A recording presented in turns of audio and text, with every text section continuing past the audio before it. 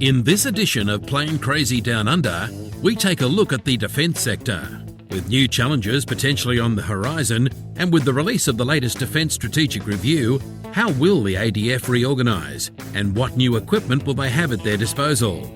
Senior Defence writer Andrew McLaughlin joins us for an extended discussion. Well, hi everyone and welcome back to the show. This is, of course, the program that brings you the news, the interviews and the stories from around Australia's aviation scene. I'm Steve Vischer. It's great to be back with you, and joining me, of course, is Grant McCarran. Mate, how's things, my friend? Hey, not bad, buddy. How are you doing? Yeah, doing very well. And, we're going to get technical and all serious in this one. Of course, over the journey, our show, through a lot of hard work, has been able to enjoy a pretty solid reputation with the Australian Defence Force across all branches. And over the years, we've been able to attract guests and really experts in their field from that sector to share their thoughts and experiences, etc., with our audience. And along with that, we've also been pretty fortunate to have been able to engage with some of the defence sector's most experienced and, frankly, high-profile journalists. And as we're now into this new series, we thought it's time that we started re-engaging with the defence sector, particularly from an aviation standpoint, and just seeing how things are tracking. Joining us this week is award-winning journalist and defence writer for Region Media, Andrew McLaughlin. Andrew, welcome back to the show. Oh, guys, it's great to be here. It's been too long. I know, right?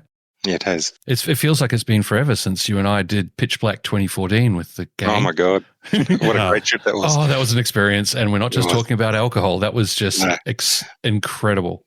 Yeah, that was a great trip. Yeah, so Andrew, of course, we've got you on because we want to talk about the Defence Strategic Review. Try saying that 3 times quickly. I always seem to trip over that. So we will, for the rest of this episode, call it the DSR, which has just been recently released by the federal government. And this one's been a really interesting one, hasn't it? It's been one of those. This is a normal process of government, something they do from time to time. But there's actually been some really interesting changes here, and I think perhaps if you were part of the Australian Army, you might be perhaps quite happy, with some of the changes, or maybe not. But we want to sort of keep this discussion here as much as we can on track with how the DSR, in this case, may affect defence aviation. Absolutely. It has been an interesting process, and don't forget we've only seen the unclassified version. We don't really know what's going on behind the scenes, and I guess it's the same with the integrated investment plan, which has been around since 2016, which replaced the Defence Capability Plan. It was supposed to be a living document, obviously, but none of the changes that have been made to it since 2016 have been made public. We obviously know, some of the larger capital programs, but there's a lot of small and medium programs we know very little about. And I think that'll be the case going forward with the DSR and whatever that rolls into in any updates of the integrated investment program. Well, can we start with, just for those who may not know, what is a Defence Strategic Review? Well, okay, it was basically used as a policy advice paper. The government commissioned it, the new Labor government commissioned it because they've been out of power for the best part of a decade. They wanted to review the integrated investment plan that the previous government had put together and had not put together, but had endorsed, just to see if we were on the right track compared to whatever regional threats are out there. And the unclassified, the classified version was delivered on Valentine's Day this year, and the unclassified version was released about 3 weeks ago. And the government has accepted all of the recommendations from the unclassified version. So I think it's more of a policy paper than an actual strategic document. It really doesn't have the detail. Again, we're only seeing the unclassified version, but I don't think it has the detail required for a strategic document. And some parts have agreed in principle, which means they'll look at it more next year when they do another review. Well, yeah, and the DSR did actually recommend other reviews to take place, such as the Navy's fleet major surface asset review. So whether we have the right number of destroyers and frigates and OPVs going forward. Yep. Well, we do live in a time, as we record this in 2023, where we've come through a period of, what some might say is some serious geopolitical change, particularly in our part of the world. What I'm curious to know is, do you think that from a broad viewpoint, are we looking here at perhaps a change, something that's signalling a change in defence posture? Of course, the ADF has always been Exactly that, a defence force. Are we now looking at perhaps potential change in policy that way? Are we looking perhaps, at force protection, for example, is something that I hear starting to be banded around? There is an offensive aspect to it in terms of the long-range strike weapons that are coming, especially the air-launched versions.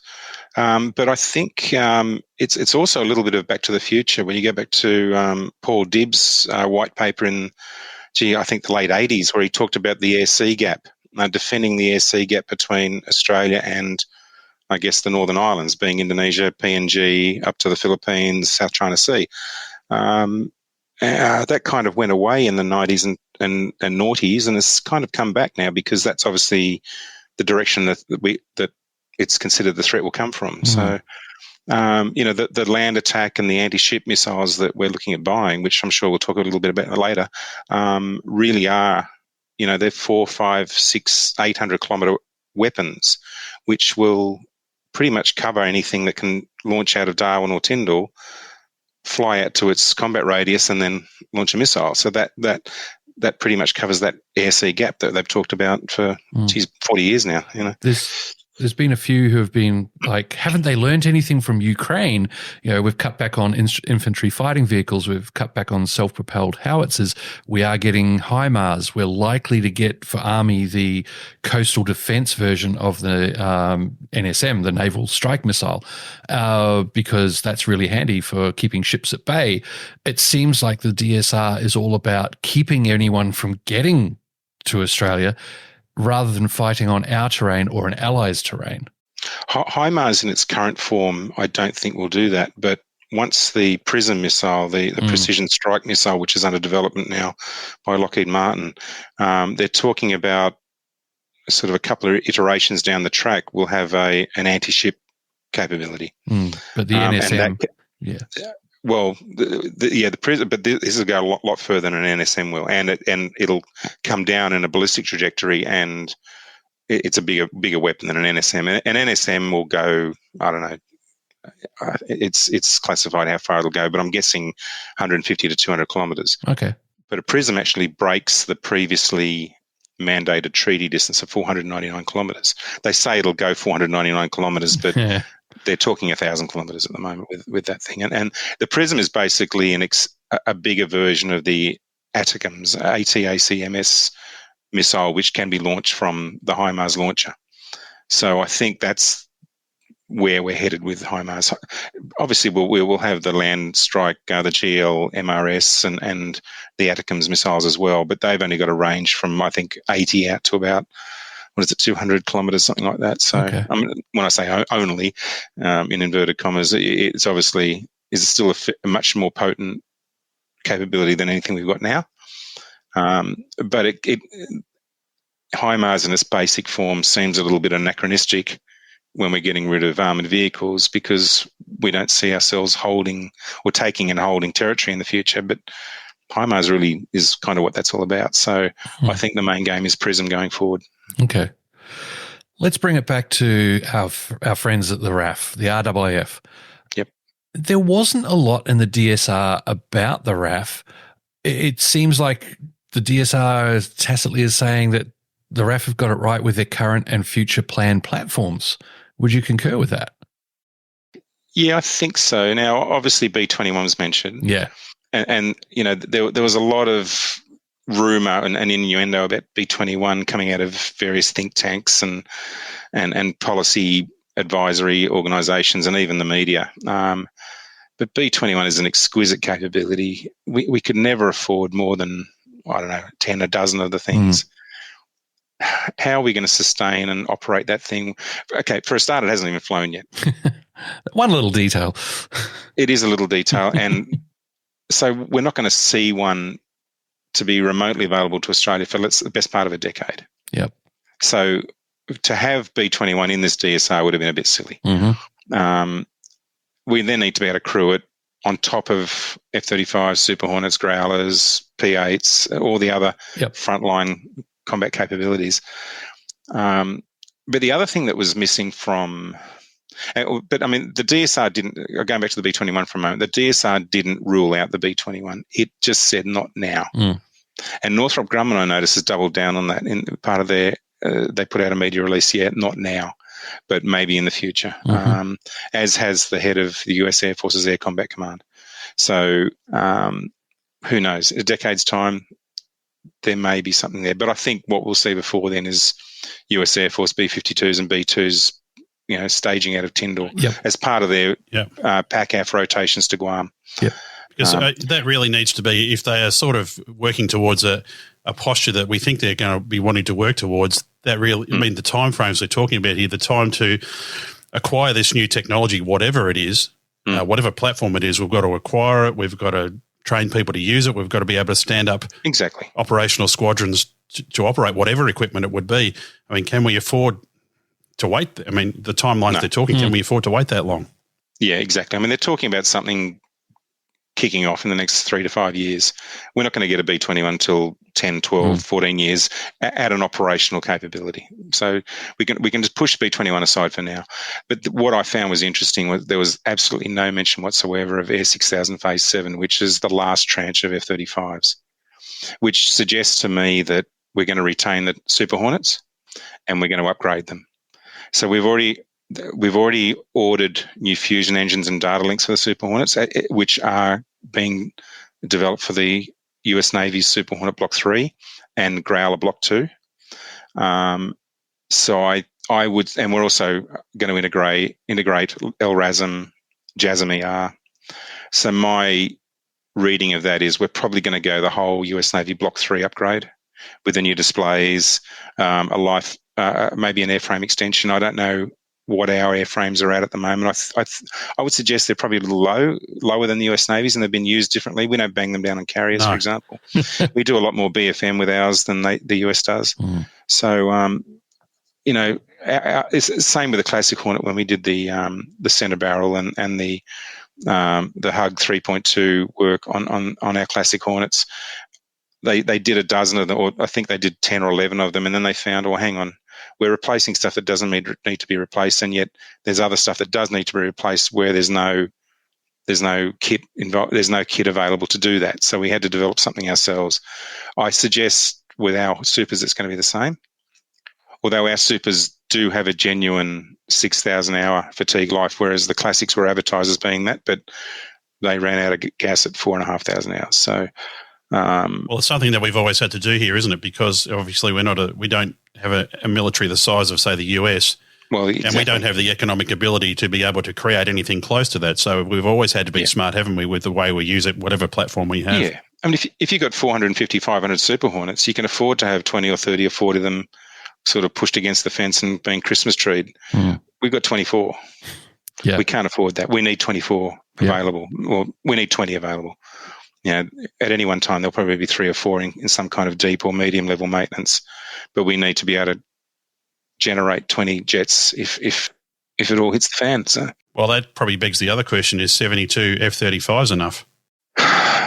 Probably not. I mean, when we signed up as a partner, we basically committed to 100, and the work shares that our industry has received from the JSF program office has been based on us taking 100 jets. Now, I don't think that'll be affected because a lot of other countries have cut back, and then there's been a lot more FMS customers than they thought there would be, and a lot of those countries have picked up work. Countries like Israel, Poland, countries like that. So, I think there's enough work to go around. So I don't think we'll be penalised in any way in terms of the industry output. But the other thing is being able to man them. We've always only been able to man 100 combat jets. It was 75 Hornets and there was 24 F-111s. At the moment, we've got 72. We'll soon have 72 F-35s. We've got 24 Super Hornets. We've got 12 Growlers. So that's 108. Yeah. So we're already a little over. And if we went to another 28 F-35s, how are we going to crew them? We're losing crews at the moment. We're not gaining them. We're not growing the Air Force. That's a question for defence in general. Yeah, and that's something I know you want to talk about, yeah. Yeah, well, I mean, we've got platforms like Navy ships that can't go to sea because there's not enough people. And we're seeing defence push sustainment below the line, like the power by the hour for the Hawk and the new defence maintenance contract for Army. It seems almost like defence needs to push everything routine below the line, as they say. For those who don't know, below the line, above the line, you've got this mythical line where above the line is uniform and Australian public service, and below the line is all your contractors like your Tullis, your Lockmarts, your Northrop Grummans, Boeings, etc. And they seem to be pushing so that you've got a person or a small group of people coordinating and managing one or more vendors doing all the work, as opposed to the past where we'd have logistics people all through defence and so on. Do you think that could be a solution to this problem that we've mentioned a couple of times now? Well, look, I think the power by the hour or the capability manager type model has its merits. I don't know if it has its merits for an air combat fleet, because you just need to throw whatever you can at that. But for things, for example, you mentioned Northrop Grumman there, that they look after the C-27J, the KC-30, and the SPA, the VIP aircraft fleets. And they are incentivised to have as much availability as they can. Now, they have a budgeted amount of flying hours per year, and if they meet that, they have an incentive. If they fall below that, they don't make the incentive. And so that goes straight to the bottom line or to the profit margin. Yeah. C-27J's had its issues, and I know we're not going to talk about it this series, but KC-30 is another one that's important. And I think KC-30 is probably a marginal capability for that kind of thing, because you need to have as many tankers as you can. Now, I know it's an airline. It's based on an airliner, and airliners are designed to fly for 100,000 hours and God knows how many cycles and be available 96% of the time. And the KC-30 had its troubles in the early days, but is now, not close to, but is not close to airliner standards, but is certainly meeting its budgeted flying hours. So they seem to be doing the right thing there.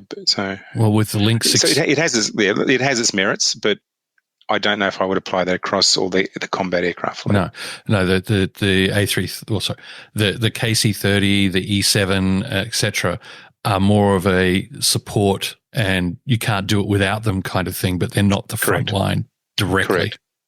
But you know what they say: there's no kicking ass without tanker gas. So, and you need a tanker up there. We haven't, and that's something that I was hoping would be in the DSR was more KC-30s, because that is something we sorely need. The kind of distances we're talking about, we want to start throwing JASMs and LRASMs downrange. We need to get out beyond the archipelagos ahead, and we can't do that with 7 tankers.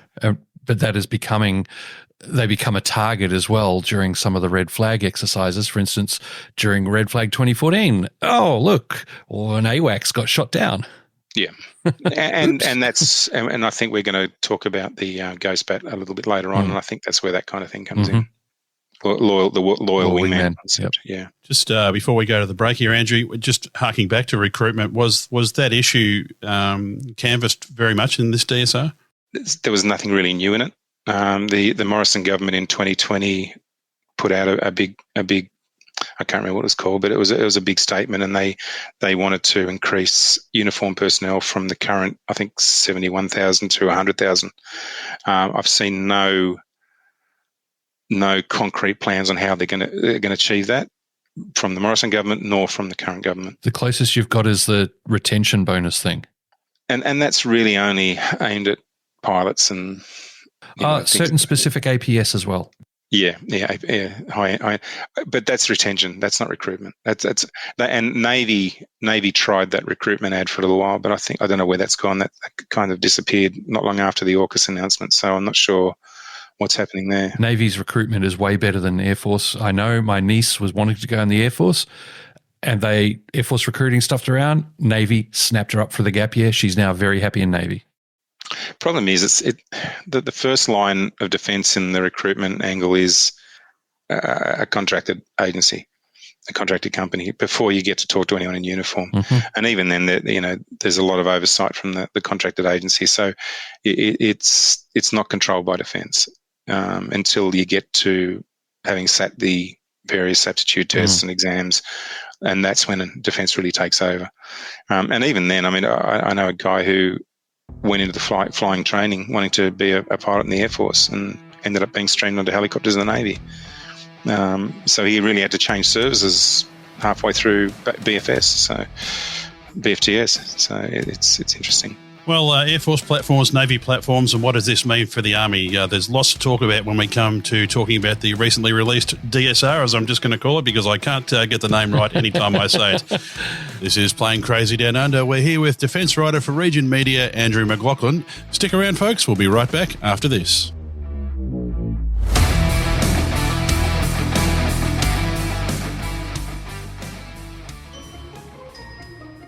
Look, let's be honest, Sarah, we've all got to eat. That we do, Kevin. Food is such a big part of life, isn't it? And talking about food can lead us to all sorts of places and all sorts of people. Yep, and every week on the Food Bites podcast, we catch up with someone who might be a TV celebrity, a high-profile sports star, a politician, could be anyone. Yeah. And we talk to them about food, their kitchen skills, or, sometimes lack of, life and love. And Kevin, every week there's the Friday food poll. Oh, yes. Now, that is Food Bites with Sarah Patterson and me, Kevin Hillier. You can find us wherever you find your favourite podcast, and, of course, every Sunday morning at 9 o'clock on the Ace Radio Network. Keeping up to date with the latest news is a huge part of our daily lives. Now you can have news on demand with the Australian Independent Radio News app. News and sport in your pocket whenever you want it. Wherever you are in the world, if you call Australia home, you can stay in touch with the Air News app. Download it now for news on the go. This is Air News. This is Air News. This is Air News. This is Air News. This is Air News. Australian Independent Radio News. You're listening to Playing Crazy Down Under. Thanks very much for joining us. And we're getting very serious this week, Grant. We're talking defence, and there's been a lot of news defence-wise that's been coming out as we record this in the middle of 2023. A special guest from Region Media is their defence writer, Andrew McLaughlin. You've alluded there to a new platform called the GhostBat. Perhaps you could explain to our listeners just exactly what that is. Yeah, so GhostBat is, it was originally called the Loyal Wingman. That has gone away a little bit now because it was originally, I think, pitched as an attritable, which means you're happy to lose one if it saves something of more value, such as an AEW&C or a tanker, or even something like a Growler or an F-35. I think that wording has gone away a little bit to align a little bit more with the US programs. The US has got a couple of programs. They've got an UNCLAS program at the moment for which General Atomics, Boeing with their American version of the GhostBat, and Kratos are pitching for. But I think they've also got something a little bit special in the grey to dark grey to black world, which we probably won't know about for decades. And these aircraft are designed to go out with an air combat force and either have an electronic warfare payload, have a payload of decoys, decoy missiles, or even air-to-air missiles to clear a path, or anti-radiation missiles to take on an integrated air and missile defence system.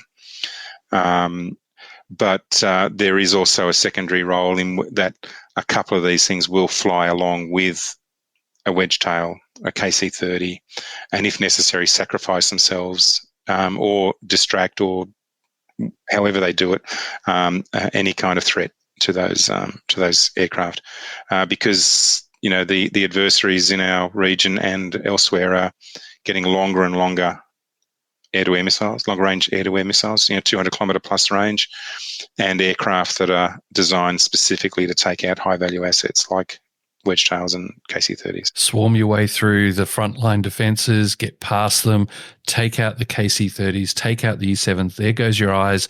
There goes your ability to project further away. Yep, exactly. And this whole loyal wingman thing has become a concept.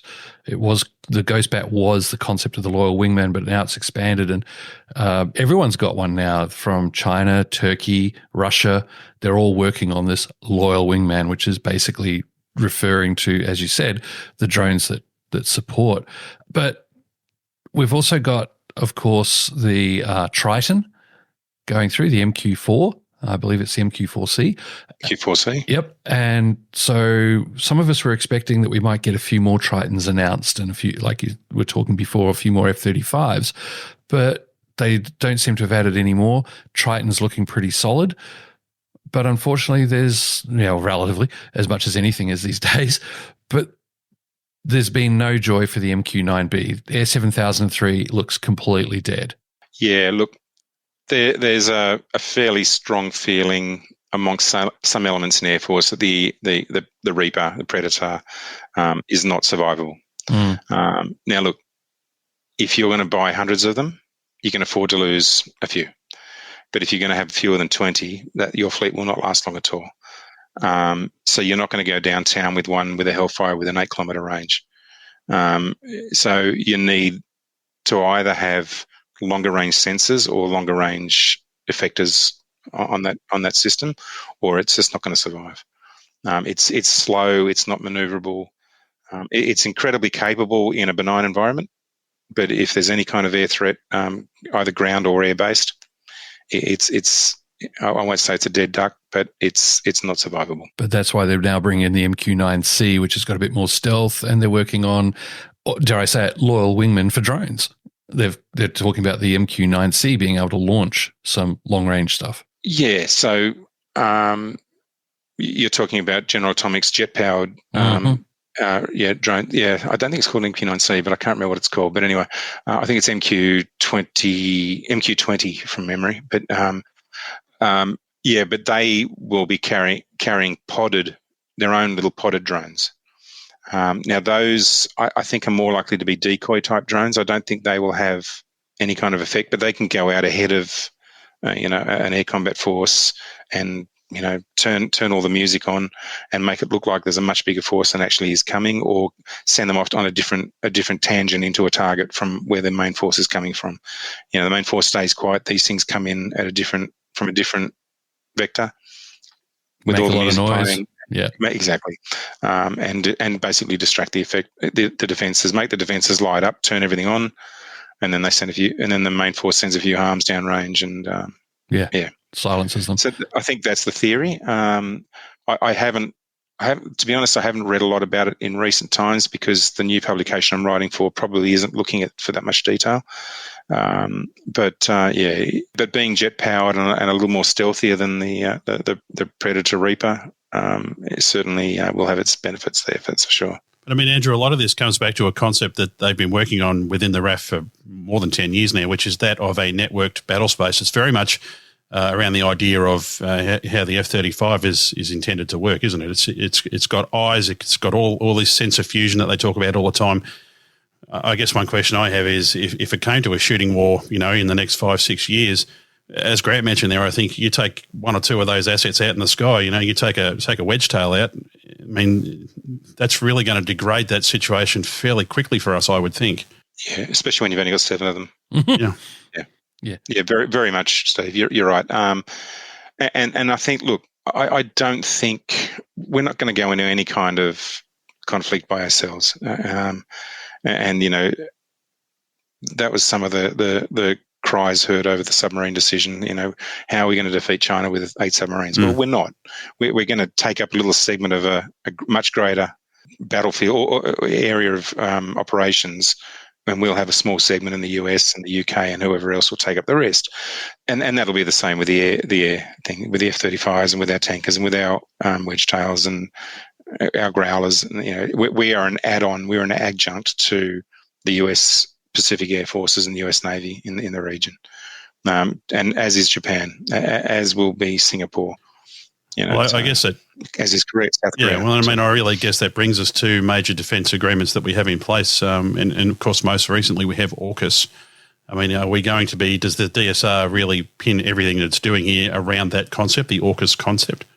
Look, it a little bit. Obviously, the DSR ratified the submarine decision, but I think more importantly, it looked at Pillar 2 of AUKUS, which is going to look at things like hypersonics and quantum computing and machine learning, artificial intelligence, and uncrewed systems and cyber capabilities, things like that. And I think, obviously, the next war is already underway in the cyber in the grey zone, the cyber zone.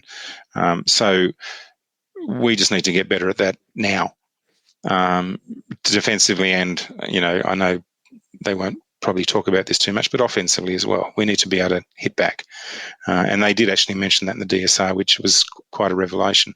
But hypersonics, and you know, I made a few notes about this. Yeah, air-launched hypersonic weapons are going to be a game changer, but as we've seen from what the US is doing, hypersonics is really hard, and I think the first hypersonic capability we're going to have is a defensive capability, and part of the Air 6500 program, which is the Integrated Air and Missile Defence Program, Air 6503. Is actually a hypersonic defence capability. So we need to get a defensive missile system which can defend against hypersonic weapons. Now, whether those are boost glide weapons or whether those are ballistic weapons, you know, I don't know. We saw from the Ukraine, I think just last week, where they took out one of those Kinjal missiles, which is basically a ballistic weapon. It doesn't cruise in the atmosphere like I guess the next generation of hypersonic weapons does. It's a ballistic weapon, but a Patriot got one.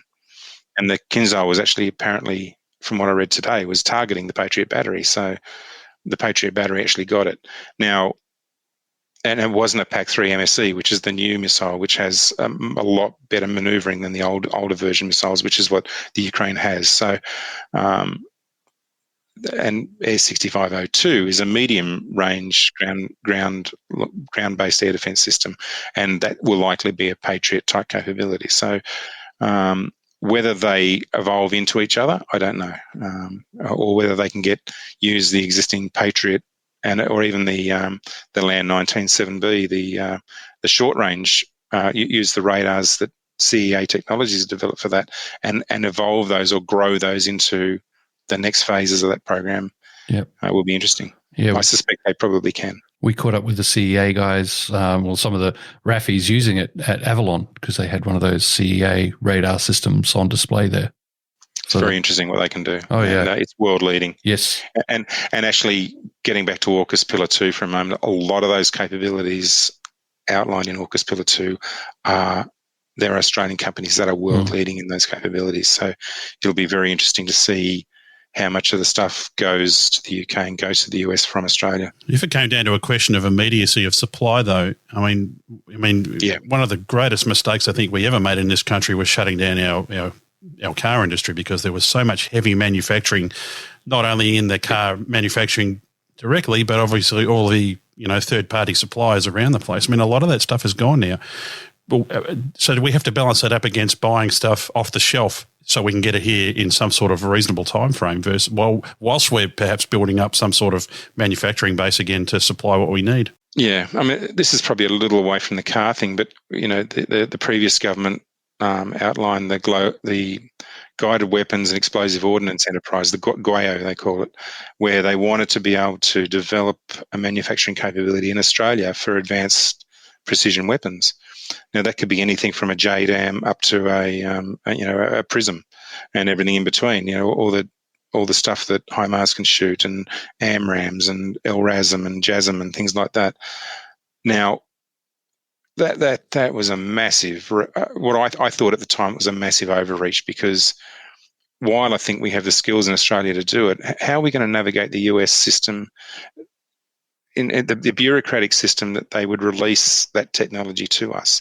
They can give us a closed missile, which we can put a warhead on or a rocket motor on it out at Orchard Hills where they're kept. But, you're not going to be able to get in and you cannot access the brains of those systems, the guidance systems, the data links. You can't access them. They come as a closed package. So how are we going to be able to negotiate that with the US?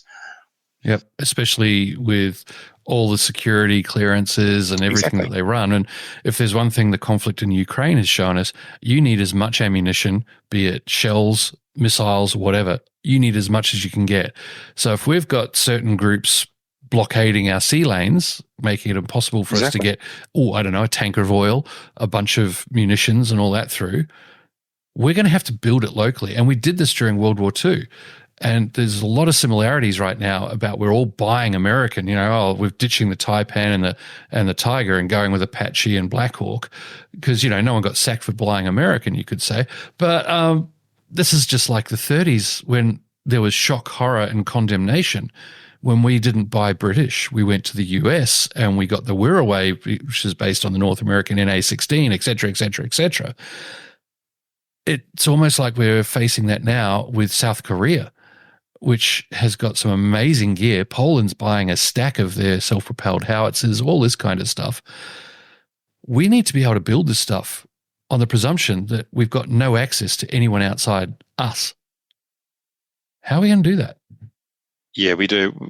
And Poland probably has. South Korea probably has the right to feel a little bit aggrieved after the DSR by, cutting the infantry fighting vehicle from 450 to 129 units, and which they may not even win, and then the howitzers as well, cutting a regiment out of howitzers. So it's 40, 50 vehicles. So they are building. So 30 and 45 vehicles at a brand new factory in Avalon, and then what? But no. They've said even if Australia doesn't buy them, they're still doing that factory because Poland has bought up the entire production capability in South Korea of self-propelled howitzers for the next few years. They need the capability. This is their third production line, and it's here in Australia. Regardless of whether Australia buys anything, they are going to be here building. Okay, well that's probably that's a good thing then, yeah, and using an Australian workforce too, which is great, and all those workers need to buy petrol on the way to work and eat at Lunch. the local takeaway and all that sort of stuff. So that's a good thing. Yeah. But it's how do we do these long-range strike missiles? And we know that missiles aren't everything. Otherwise, Russia would have taken out Ukraine by now because they've been they've been lobbing more missiles than we've seen in decades. Yeah, but I don't think the Russian missiles are as good as we were led to believe they might have been at the start of the war. So they are interceptable, shall we say? So, which has been proven, and so I think. Well, let's get to missiles for a moment then. I think armies obviously can be a little bit grieved by losing all these armoured vehicles, but they're getting a couple of missile regiments in exchange. So they're still going to have the same amount of people. They're just going to be totally changing the way they do things. They've had to become a lot more amphibious in recent years, and now they're going to be a lot more artillery regiments as opposed to cavalry regiments. So, and they're also getting their sexy new helicopters. So winning for Army. Yeah. Well, I'll tell you what, guys, there's just so much to talk about coming out of this review, and we haven't even really touched on Army aviation yet. Let's head off to a break now. We're going to run this show a little bit longer than normal. This is Plane Crazy Down Under. We'll be right back after this.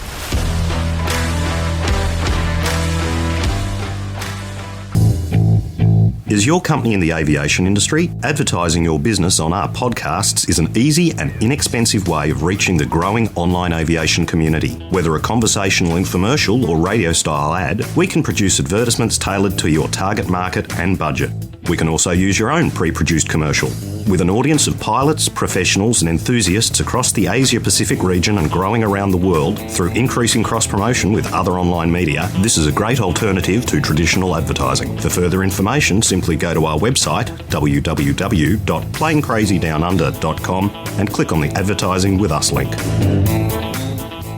Welcome back. You're listening to Plane Crazy Down Under, where this week we're putting the Defence Strategic Review under the microscope.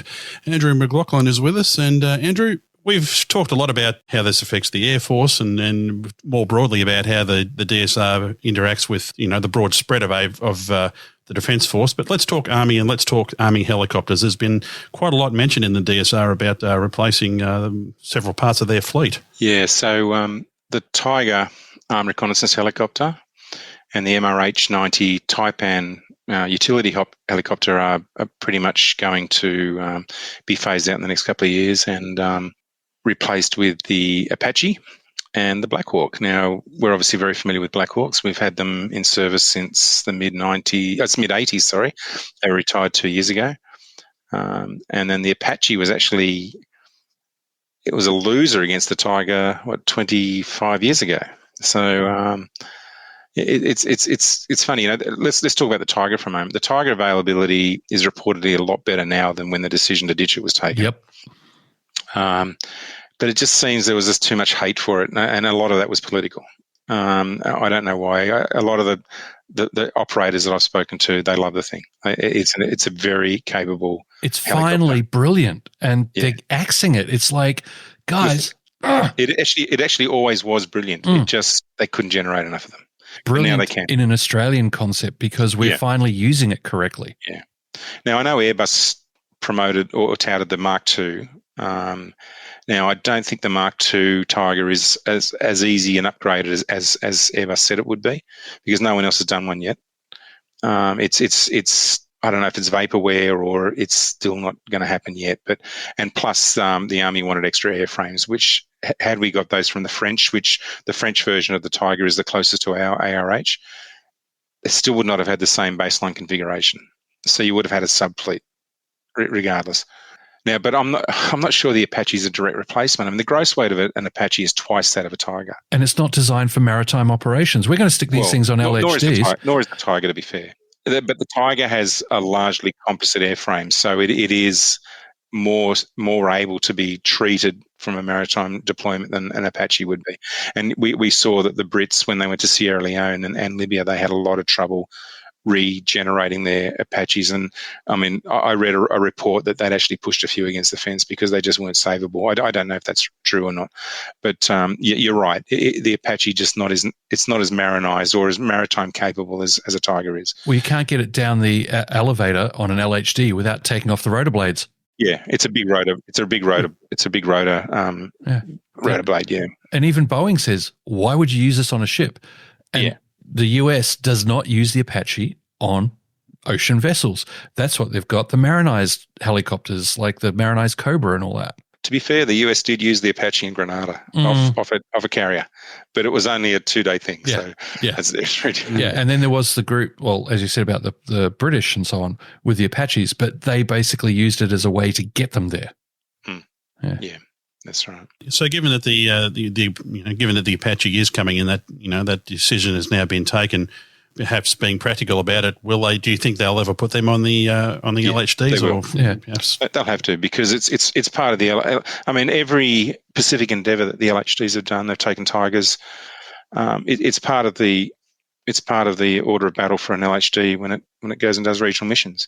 Yeah. So they will, and they'll just have to manage it somehow. Whether they cocoon them, whether they do some kind of treatment on them, I don't know. I don't know how they'll do it, but they'll have to. So, and look, it's a done deal. I think I wrote somewhere, regardless of whether we think it's the right decision, it was done. The DSR came too late to save the Tiger. So the Tiger is gone. The Apache's coming. And look, don't get me wrong, the Apache's a very capable helicopter, and especially in the manned-unmanned teaming role. So once we get some really good uncrewed air vehicles in Army working with Apache, it's going to be a bit of a game changer as well. Tiger doesn't have that capability. Airbus says they could do it, but it's more than Link 16. It's a lot more than just scabbing a Link 16 box onto it. It's a lot more than that. So, and Apache does it out of the box. That's valid. Whereas it is valid, and it's been proven, with a lot of the stuff that we are hoping to operate with in Army in the next few years. So, yeah. Do you think it also comes back to the idea that, as we talked about in the last segment, I mean, if we're going to go into any sort of large-scale field of battle, we're not going to be doing it on our own. Exactly. So we will be presumably with the Americans who are already using that platform. There'll be the Singaporeans have got it, the Japanese have got it, the South Koreans have got it. It's a much bigger pool of spares, sustainment, support, and just common operating procedures between all the allies that we're going to be operating with in this region. So, look, from that point of view, it's a no-brainer. Tiger doesn't play nicely with anyone. Yeah, and look at what we've got. We've got C-17s. We've got the Supers, the Growlers, the F-35s. Yeah, then we'll have P8. Apache. Yep, P8 plus the Blackhawks, the new Mike models, the UH-60Ms. And it's, as we've seen with the C-17. We were forward deployed and something went wrong. Well, we just grabbed a spare piece off the Yanks, plugged it in, and off we went. And we owed them one. And then they got one off us, that kind of thing when they went US down here. And yeah, there's a lot to be said for that. It's just, for me, it's frustrating because I can see a lot of benefit to Tiger and Taipan, and it seems like they're being shot in the head just as they're coming into their stride. Yeah, look, let's talk about Taipan for a moment. Look, I know Airbus and a lot of journos have suggested that, the problems with Taipan are because of the way the Army operates and maintains them. And look, I don't think we'll ever really know unless the whistleblower comes forward and tells us the true story about that. But one of the issues with Taipan has been configuration management. There's something like 40 sub-variants of the NH90. There's only a global fleet of 400. And there's 6 final assembly lines. Plus our CAM2 software doesn't really work the way Airbus does, and we couldn't track actual life hours on components that we were swapping madly between airframes. But if we want to do any kind of upgrade or configuration change to our MRHs, how do you do that when there's no exemplar baseline model anywhere in operation in the world, because there's 40 different versions of the thing? That means we've got to do it ourselves. And like you say, our systems just don't allow for that. And that's where the difficulties come in. And so, the Airbus has been swapping out transmission boxes and drive shafts and things like that, which may or may not have been brand new. They may have been refurbished. And we had no way of tracking that because A, our system didn't allow it, and B, Airbus's system didn't talk to our system. So we just didn't know whether that gearbox that was coming back was new or used. How many hours or refurbished. Yeah, exactly. So... And look, there's a lot of sense in going American because who are we most likely to be fighting with at the end of the day? And Blackhawks are fantastic. You can bang a Blackhawk down on the ground. You come in and you bang the tail wheel down, and before the mains are down, the guys are out. You're rolling along the ground and you're off again. But conversely, the MRH guys will say, but the MRH will get you there faster. It'll go further. It'll carry more people, and its top owl helmet will allow you to land in a brownout without any kind of issues. You can see through the floor of the aircraft. You can see the ground. Doesn't matter how much dust and crap you're kicking up. So there's an argument on either side, Yeah, and I've spoken to a number of Chinook pilots and Blackhawk pilots who are operating in the sandpit, and they said the number of times that they just totally lost reference to the ground in the last 50 feet. Oh, a number of them just went, nope, we're landing, because they knew they were landing on a big space, and they just kept a solid descent until they hit the ground. Yeah. And the guy hanging out the rear ramp on the Chinook calling, 20, 10, 5, bang. Yeah. Yep. Yeah. People. When we're talking of replacing these airframes, are we talking, when we come to the Taipan versus the Blackhawk, are we going one for one, or are we? Yeah, pretty close. So we've got 47 Taipans, 6 of which were assigned to Navy. They're being replaced by 12 new Romeos. And those Romeos, they're nowhere near as capable as a Taipan in terms of the fleet replenishment role. They can't carry anywhere near the amount of cargo and stuff like that. But you can pull the sonar out. You can pull the sonar buoys launcher out. You can pull the weapon system operator console out, and you can carry half a dozen guys in the back and a bit of cargo. And the US Navy kind of does that with its Sierra models, which is basically a Blackhawk airframe with Romeo avionics and sensors. But bigger doors either side. They are totally designed for getting people and gear on and off real quick. Whereas so the Romeo's only got a door on the right hand side, and there's no door on the left hand side. So that's a drawback. But you'll have a common fleet. You can put all the sonars and everything back into it, and you can suddenly have 36 Romeos. But that takes a lot of effort, and you also have to have all the gear. And I believe that the new ones are being bought with provision, but not installed gear.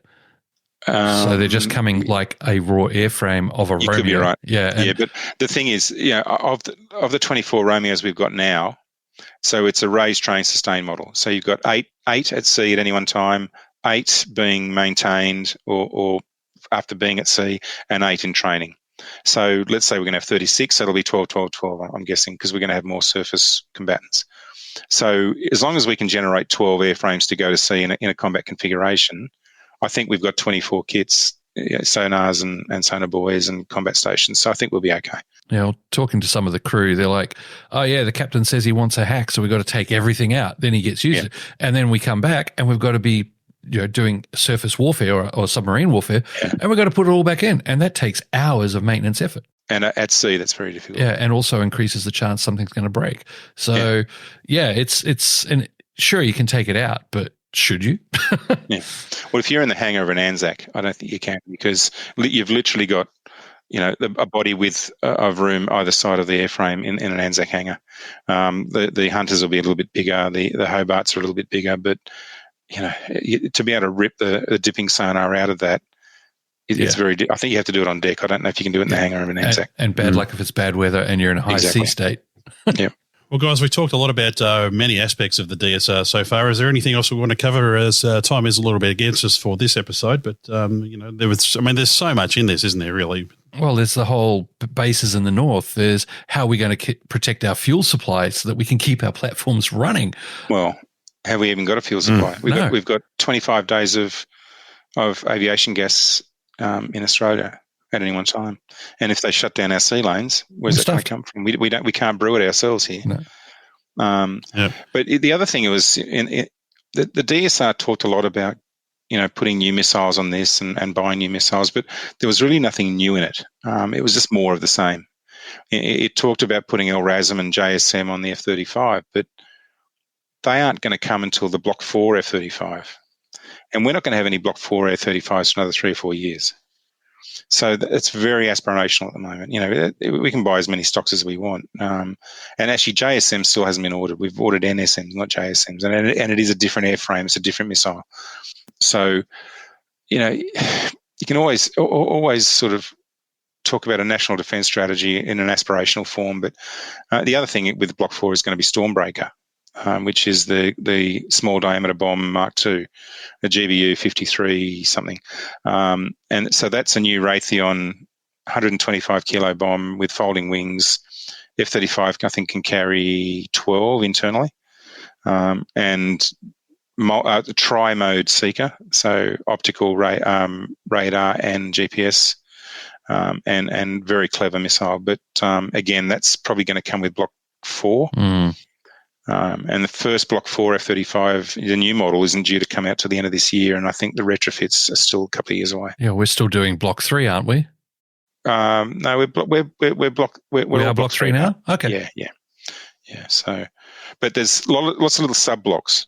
There's software patches all over the place. So, and I've lost track of the designations of all those little sub blocks, but because it changes. And also there's the new sustainment system coming as well. So, not Alice 2. Yeah, well, it's not called Alice anymore. It's called something else. Because there's always something about Alice. Yeah, but the thing is, we talked about long-range strike weapons before, and long-range strike on its own is not going to defeat an adversary. Okay, it might give them pause for thought on whether they're prepared to lose a ship or two or an island base in order to achieve their goal. But it's not going to defeat anyone in the numbers we're talking about. We're talking about buying missiles in the high dozens or maybe the low hundreds. It's going to take thousands of them and hundreds of airframes, which we just can't do. We'll go through that in a day or two, but also and the fuel, not to mention the fuel. Well, and also don't forget that the people we're likely to go up against have already got long-range missiles that can take out Melbourne before they've even come anywhere near the Philippines. That's right. But that's a total war situation, which is a whole different scenario. I don't think anyone in these modern days can prepare for a total war situation unless you're a superpower. We can't. We can't defend ourselves in that situation, and we can't really participate in that kind of war because it'll all be over before the guys even get down to Garden Island to get on the ships. So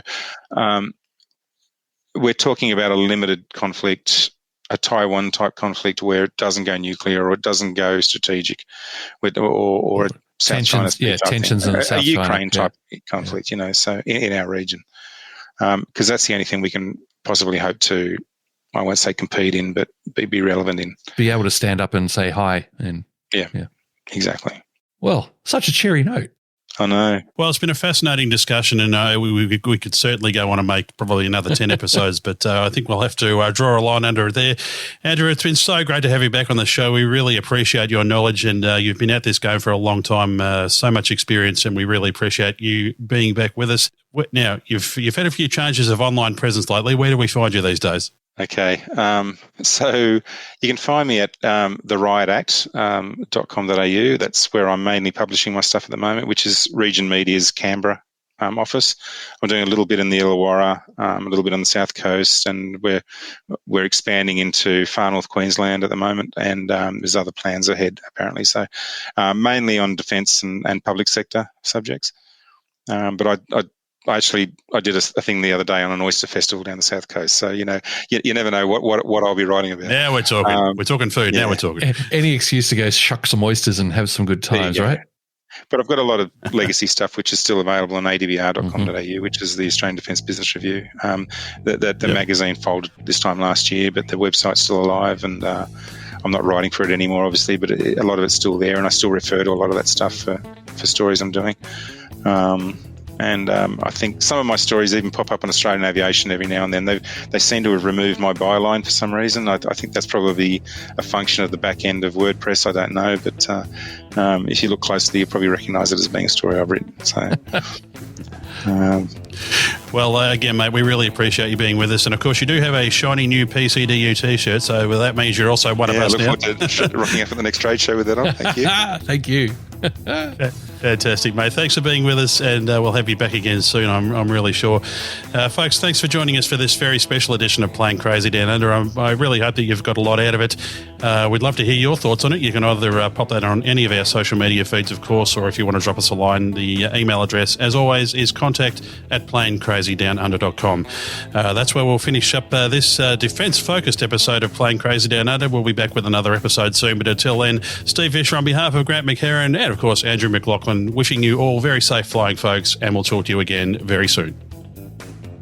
Find show notes for this episode, along with our contact details and a full back catalogue of shows, at planecrazydownunder.com. Drop us a line anytime with feedback, story suggestions or advertising inquiries. We'd love to hear from you. Plane Crazy Down Under is a Southern Skies media production.